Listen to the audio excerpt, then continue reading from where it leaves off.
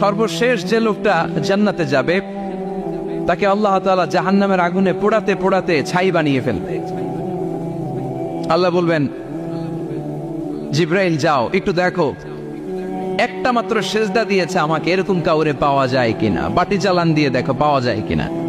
খুঁজে খুঁজে কাউরে পাবে না। আল্লাহ বললেন আবার দেখো, খুঁজে খুঁজে একজনকে পাবে। সামান্য ইমানের ছিটে ফোঁটা তার অন্তরে ছিল।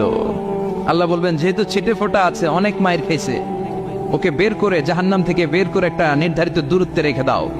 রেখে দেয়া হবে, কিন্তু জাহান্নামের আগুনের লেলিহান শিখাতে তার গা ঝলসে যাবে। সে আল্লাহর ডেকে বলবে, মাবুদ তোমার কাছে আমি কিছু চাই না।